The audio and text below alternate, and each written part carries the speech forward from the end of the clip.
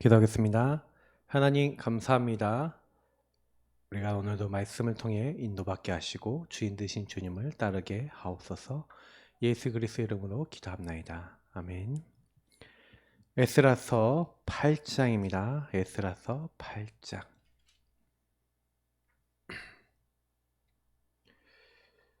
네, 우리 1절 말씀 읽고 전체 말씀 보겠습니다.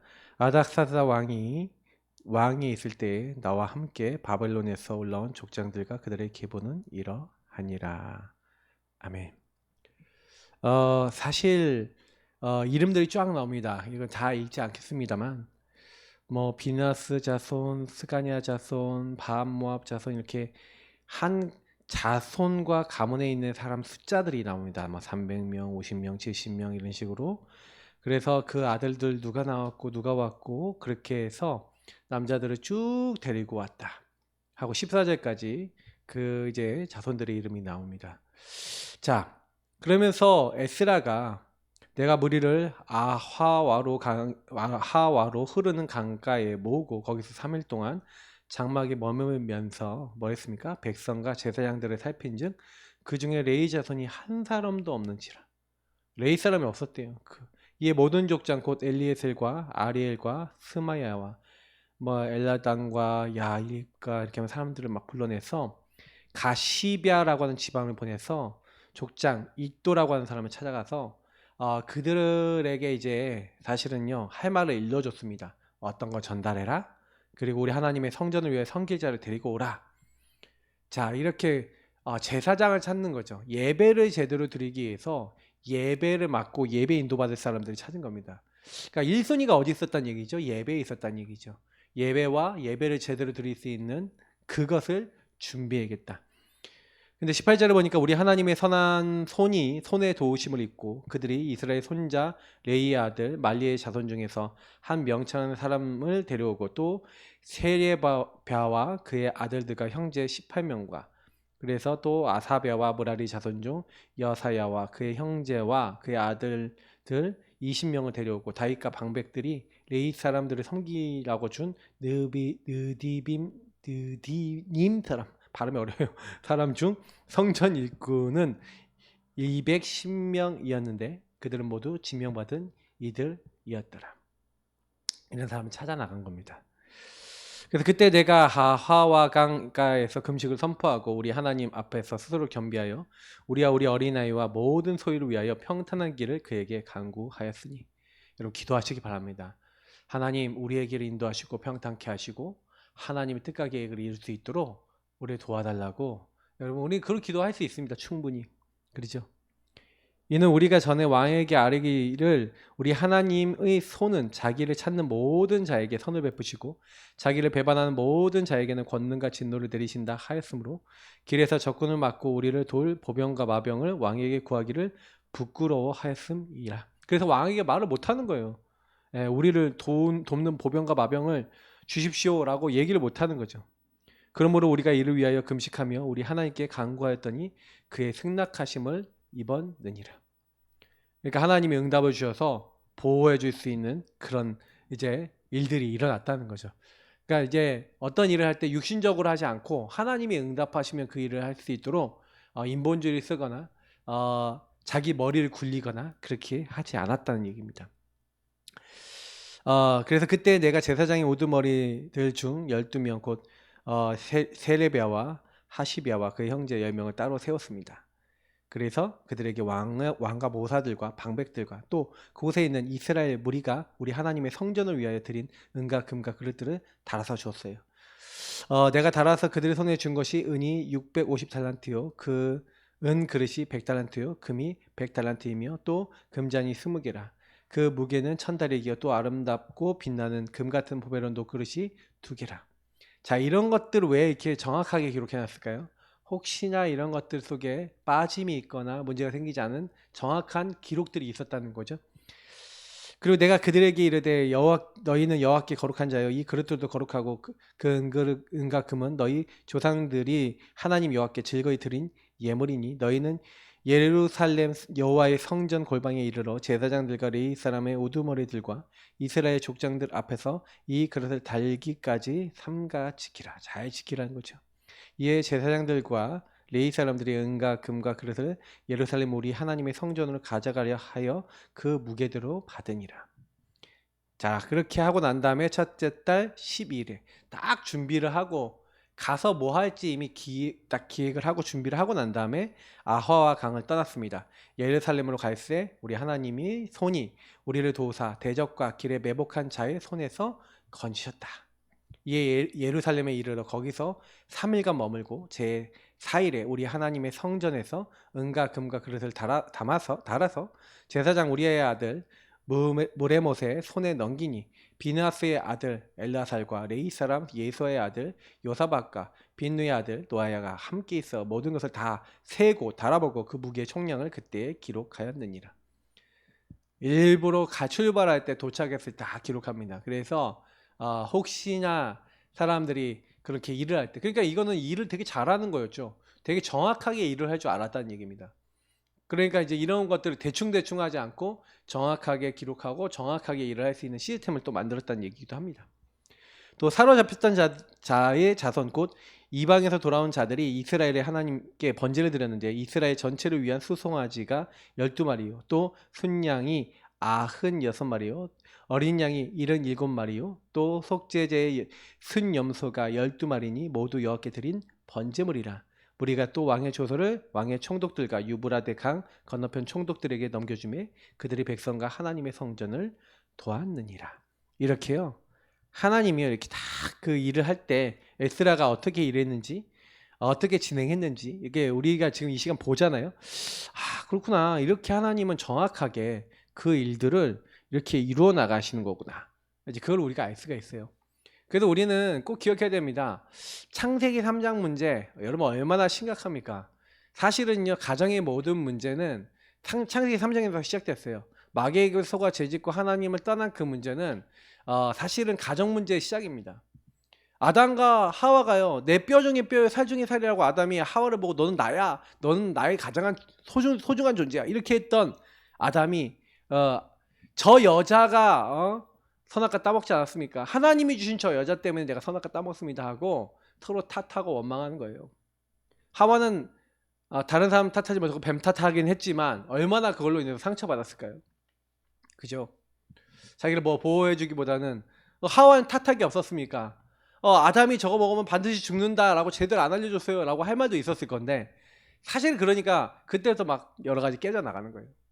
자녀들에게도 언약이 제대로 전달 안 되니까 가인이 피제사를 제대로 모르니까 동생 재산 받아주고 자기 재산 안 받아줬다고 동생을 어떻게 합니까? 죽여버리는 거예요. 자, 그렇게 됐을 때 왜 동생을 그렇게 죽여버립니까? 그러니까 이게 결국 하나님 떠난 내가 주인 돼 있으니까 사단이 개입함으로써 그 마음과 감정 속에 역사하니까 이런 일이 일어나는 거죠. 그래 나중에는 사람들이 육체가 됐다. 네피림 시대 전부 다 하나님을 떠나 생각하고 마음 먹는 것이 하나님 보시기에 악했다. 이렇게 돼 있는 거예요. 완전히 어려움 없는 겁니다. 근데 왜 오는지도 모르고 왜 그렇게 되는지도 모르고 그렇게 될 수밖에 없는 이유를 몰라요. 모르니까 거기에 걸려들고 모르니까 거기에 잡히고 모르니까 거기에서 고통받는 겁니다. 이게 사실상 되게 곤란한 일들이죠. 그래서 사실은 우리가 이 부분은 참 보면서 많은 생각들을 해보셔야 됩니다. 진짜 뭐가 문제고 뭐가 하나님 원하시는 거고 하나님 뭘 어떻게 하기를 원하시는지를 잘 생각해 보셔야 됩니다. 정말 그렇습니다. 그래서 저는 조금 이제 우리가 그래서 우리 가정에 막 문제가 왔어요. 이런 문제 왔어요. 저런 문제 왔어요. 사실은 그 문제의 근원을 잘 보시기 바랍니다. 문제의 근원을 잘 살펴야 문제가 하나님 떠나서 이 문제가 올 수밖에 없었구나 라는 것을 제대로 봐야 여러분은 제가 하나님의 언약을 왜 각인시켜야 되는지를 알게 되는 겁니다. 그래서 우리 문제를 하나님의 것을 각인하는 것 외에는 해결할 수 있는 방법이 없어요. 원래 우리는 하나님 아닌 것들이 너무 많이 각인돼 있어요. 근데 물론 나중심에 살고 하나님 떠나서 살았던 그 모든 것들도 하나님이 허락하셨기 때문에 왔습니다. 그래서 제대로 깨닫고 보면 그것도 하나님을 더 잘 섬길 수 있는 응답이 되기도 합니다. 그러나 그거 깨닫기 전까지는 어렵죠. 그러니까 이런 부분을 잘 보시면서 하나님이 과연 뭘 원하시는가 이걸 우리가 계속 찾아야 되겠고요. 이번 한 주 동안 여러분이 한 달 동안이죠. 한 달 동안뿐만 아니라 여러분 5월 동안 나에게 와 있는 많은 문제 속에 상처 속에 그걸 제대로 보는 또 영안들을 여시기를 또 축복합니다. 자, 그래서 오늘 기도처까지 보시면요. 자, 사명 감당과 축복입니다. 자, 여러분하고 제가 이제 오늘 마태복음 25장의 이제 내용입니다. 그래서 그 주인이 이르되 잘하였도다 착하고 충성된 종아 내가 적은 일에 충성하였음에 내가 많은 것을 내게 맡기리니 내 주인의 즐거움에 참여할지니라 하고. 자, 각자가 여러분에게 주신 달란트가 있어요. 하나님이 각자에게 5달란트, 2달란트, 1달란트 이제 각자가 할 수 있는 만큼만 주세요. 여러분 못할 건 안 주십니다. 그러니까 상처받거나 시험 들거나 문제 될 거 없어요. 하나님이 분명히 나에게 감당할 수 있는 사명만 주시니까요. 맞죠? 그래서 여러분 일을 하기 전에 기도하시기 바랍니다. 여러분에게 할당된 만큼 하면 돼요. 그래서 다른 사람 비교하지 마세요. 다른 사람은 이만큼 잘하고 나는 이게 못하고 그건 틀린 생각이에요. 여러분 몸만 잘하면 돼요. 여러분이 할 수 있는 것만 잘하면 돼요. 근데 자꾸 그걸 잘하려고 하지 마시고 잘할 수 있도록 체질을 만드세요. 정말 그렇습니다. 체질이 좀 안 돼서 그래요. 그래서 우리는 계속 기도하면서 우리가 먼저 버릴 것이 있어요. 뭘 버려야 되냐면 나중심 버려야 돼요. 나는 죽고 내 안에 계신 그리스도가 사신 것이다 그랬잖아요. 근데 내 생각 너무 많고 내 기준 너무 많고 내 감정 너무 많고 내 게 너무 많아요. 그래서 그리스도가 내 안에 계시는데도 내 생각대로 너무나 많이 행동하잖아요. 내 감정대로도 행해요. 내 생각이 꼭 맞는 거 아니지 않습니까? 그러니까 내 생각이 안 맞을 수도 있는데 그래서 우리가 기도가 필요하거든요. 그래서 우리가 기도에서 찾을 것이 있습니다. 바로 393 뭡니까? 주인을 바꿔라. 성삼위 하나님이 여러분 인생의 주인 되시고 그분 안에 주신 신분과 건설의 배경 누리시면서 여러분 인생에 와 있는 많은 문제들을 전무후무한 축복으로 바꿀 수 있는 복음 적용을 얘기하는 겁니다. 그래서 여러분 이게 된 사람은 개인화된 사람. 그러면 전달하고 또 다른 사람을 또 개인화시키고 세계복음화할 수 있는 거예요. 그래서 여러분 뭐예요? 흑암의 권세. 지금 공중권세 잡은 우주와 그 공중권세 뒤에서 역사하고 있는 흑암 박살 내시고요. 하늘에서부터 내리는 영역과 지력과 체력과 경제력과 인력 뭡니까? 하나님이 주신 힘을 얻으라는 얘기예요. 쉽게 얘기하면요. 이걸 기도로 누리라는 겁니다. 이게 우리에게 와 있는 축복이고요. 이게 찾을 겁니다. 이걸 계속해서 누려야 돼요. 그래서 나중심은 버리고 하나님 주신 것은 각인시키고 그래서 여러분 구원의 길 그리고 언약 기도하면서 여러분 이 축복을 누리시는 겁니다. 저는 언약 기도하면서 이거 매일 누리거든요. 너무 감사해요. 그래서 계속해서 하나님 나라와 그 일을 여러분 누려나가는 겁니다. 그래 하나님이 이거 하라고 나를.